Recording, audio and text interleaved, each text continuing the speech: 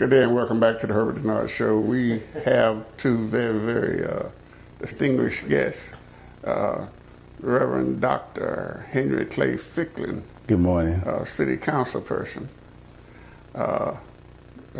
Elaine Lucas, she don't call herself that, but she basically is a principal of EL High School Academy. That's teaching young people. She's a retired educator.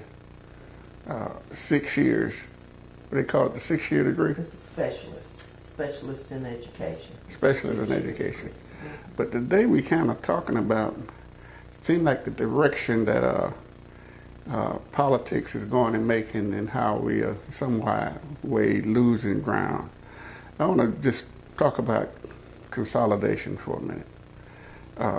Robert Brown introduced, the late Senator Robert Brown introduced a consolidation bill last term when he was here, when he was living, and nobody came forward. The city council, the mayor, the business people, Alan Peake, the different people that's running for office, the chamber, nobody came forward and was in favor of his consolidation bill.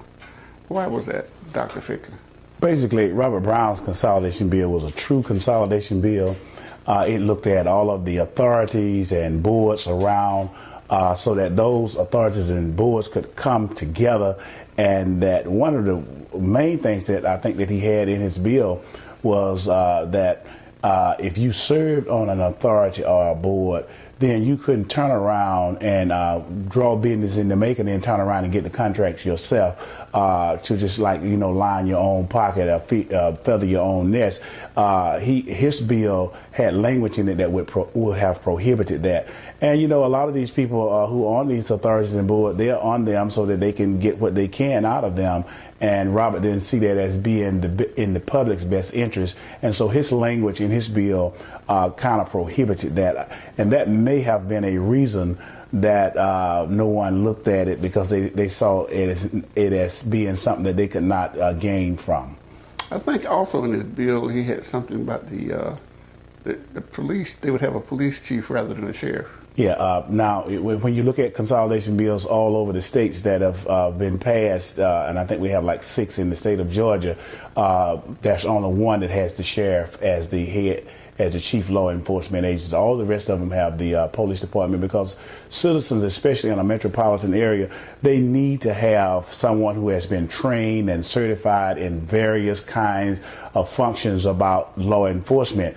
Otherwise, with a sheriff, anybody could run for sheriff, because it is an elected office, and you may have a person at the top of the law enforcement not being certified or even in law enforcement at all, and they do not even have to have worked in law enforcement. Okay, what do you say, Elaine?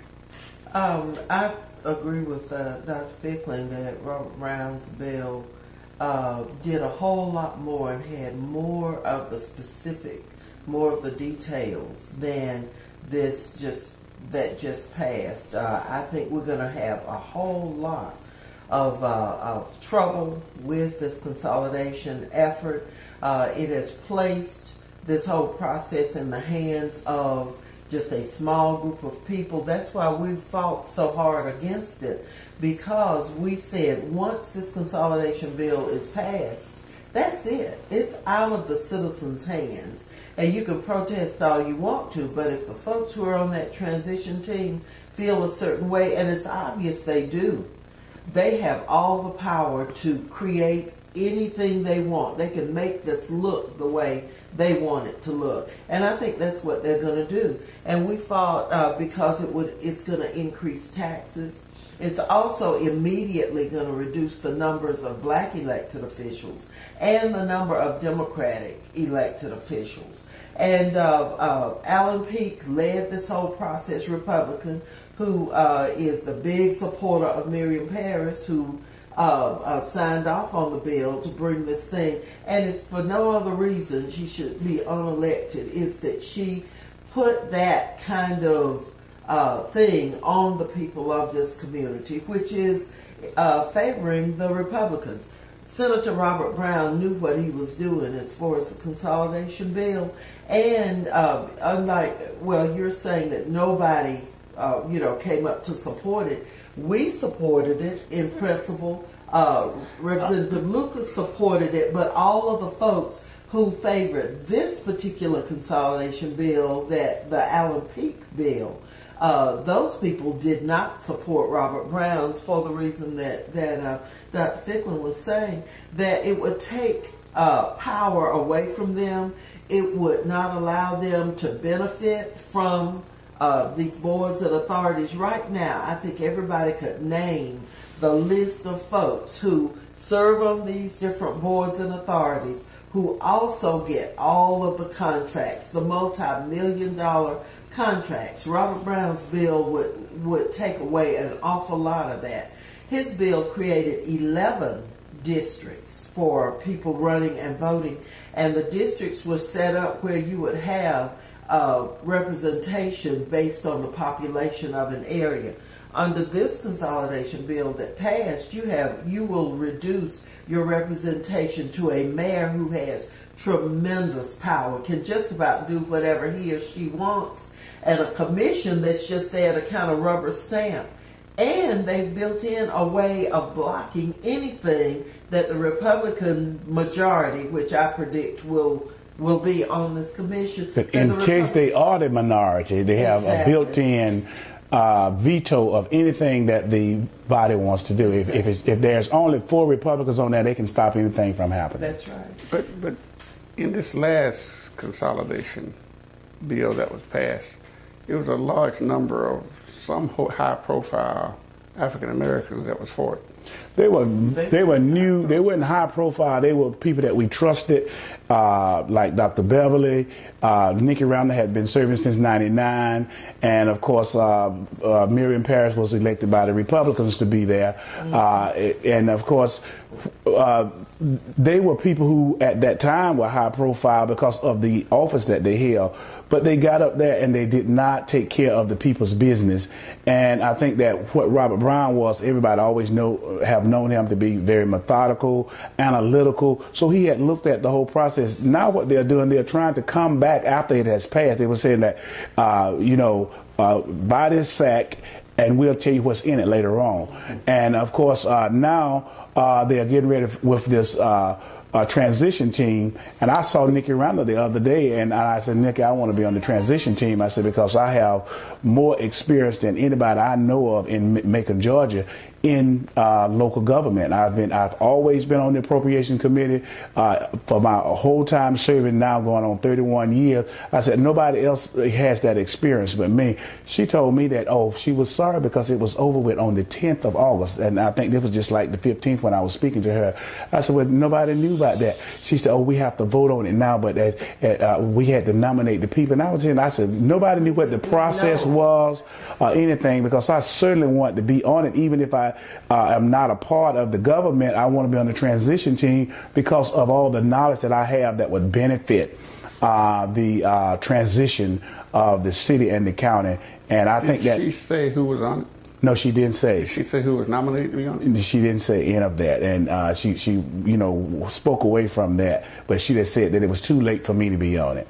See, that's another one of the underhanded kinds of things that we can expect, and it's really, you can't fault the folks in North Macon and the Republicans who went out and voted in huge numbers for this thing, because they will be guiding the process. And Nikki Randall, James Beverly, Miriam Parrish are helping them. They have given our community and our power over to the Republicans in this area for money.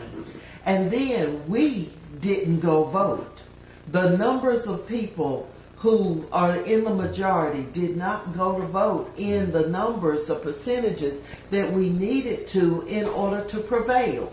We could have killed this consolidation bill, but now for the next couple of years, we're at the mercy of the folks who put this consolidation bill together. We're at the mercy of 3 black members of the legislative delegation who are going along with these folks. And Lord have mercy on us. The thing to have done was to have voted this thing down, make them go back and do it right. I was at a hospital the other morning, and a lady was saying, well, if we don't like this thing, and I was against it, she said, we don't like this thing, we can go back and overturn it and take it out. And that's what I people said, did. no ma'am, Mm-hmm. you cannot. It's final. It is in place, and these people are going to do to you what we have told you they're going to do. And a lot of people didn't understand that. They thought it was just something that they could go back and reverse, but you can't reverse this. Currently, the transition team has only one person from South Bibb County, and that's James Timlin. Everybody else that's already named on it that we know about, all of those persons are from North Macon. James Timlin is the only person that represents the lower part of Bibb County on there. Of course, they're going to put the chairman of the Appropriations Committee, Dr. Ellison, on there, but we know that he is more in tune with North Macon than he is with South Macon. So it's a stacked deck. It's stacked against the people. It's stacked against blacks, Hispanics, women, children, education. It's stacked against poor people. all and poor people in general. It is stacked against us. That is why we fought so hard.